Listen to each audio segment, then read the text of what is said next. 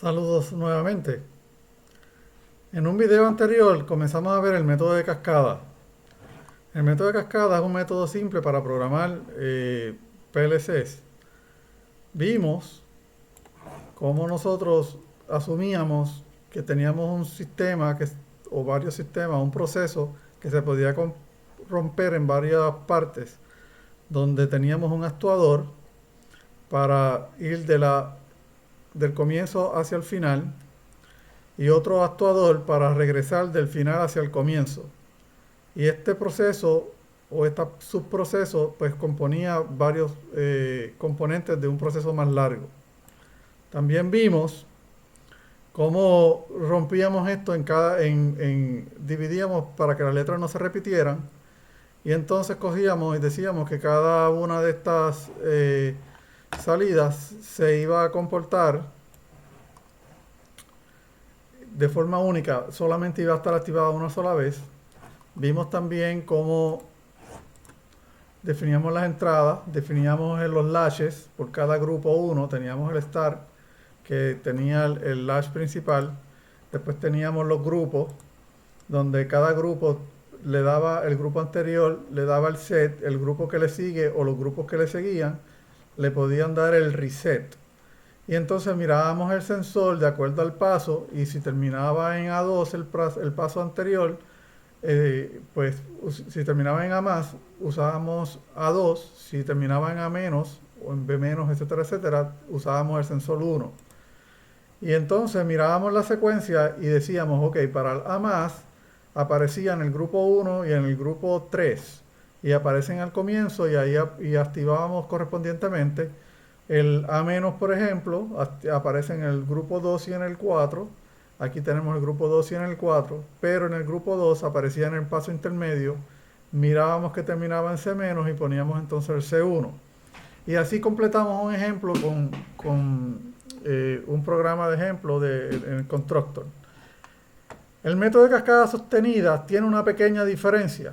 Fíjense que el sistema es bien parecido al anterior, donde censamos el comienzo y censamos el final. Y tenemos un actuador para activar del comienzo hacia el final. Pero para regresar del final hacia el comienzo, basta con quitarle la energía a A más, porque este resorte lo va a regresar. Así que esta pequeña diferencia hace que sea el método de cascada sostenida versus el método de cascada. Vamos a ver de qué se trata. Usamos el mismo ejemplo, la misma secuencia que usamos en el ejemplo anterior. Ya sabemos los grupos, son 4. ¿Ok? Y entonces ahora se diseña de la misma manera, con el reset, del set, todo igual. Excepto que ahora tenemos que sostener las salidas, digamos, desde A más, hay que sostener esa salida hasta que llegue a menos. El B más, hay que sostenerla hasta que llegue a B menos. Este A más, por ejemplo, hasta que llegue el A menos. El C más, pues no importa porque se va a ir en el próximo grupo. Y el D más atraviesa parcialmente un grupo. Y ahí tenemos entonces que mantener la salida hasta que aparezca el de menos. Esa es la única diferencia. Vamos a ver de qué se trata entonces. Este paso pues ya nosotros no lo tenemos que hacer porque ya de por sí, cuando le mostré el método de cascada, moví todos los escalones de los grupos al comienzo y los de los actuadores hacia el final. Así que este paso ya está hecho. Lo que hay que hacer ahora es eliminar todas las salidas A menos, B menos, C menos, D menos, etcétera, etcétera, porque ya esos actuadores no existen. Así que vamos a ver ahora eh, cómo lo vamos a hacer. Si se fijan, nosotros vamos a coger el A menos y lo vamos a tachar, lo vamos a borrar. Este solenoide, esta salida ya no existe físicamente, no existe esto en la programación. Pero entonces vamos a hacer algo peculiar aquí. Esta lógica la vamos a mantener por el momento. Fíjense que aquí yo tengo G4 en un AND con un 1. ¿Ok?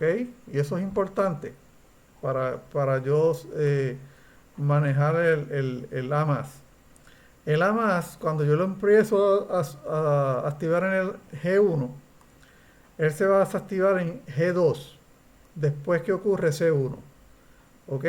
Pues miren lo que vamos a hacer. Necesitamos hacer que cuando el grupo 1 deje de ser activado, todavía el grupo 2, cuando se active el grupo 2, él se mantenga activado. Para lograr eso necesitamos entonces que C1 esté normalmente cerrado. Y es que en efecto lo que vamos a hacer en el método es que vamos a coger el grupo donde está desactivado y lo vamos a negar. El sensor lo vamos a negar. Tenemos grupo 2 normalmente abierto, pero el sensor lo vamos a negar. Vamos a ver de qué se trata. Le quito esto aquí. Ok. Hago un OR y niego. Negado el sensor usando con el método tradicional. Es idéntico con este método. Ok. G4 con 1 negado es 0. Por eso es que el G4 no aparece aquí. En efecto, cuando el G4 se active, el A más va, este A más se va a desactivar con el que tenemos acá. ¿Ok? Y eso sería todo para el método de cascada sostenida. En un próximo video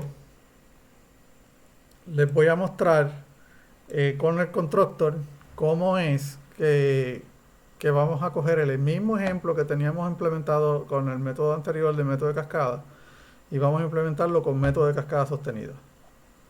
Hasta la próxima.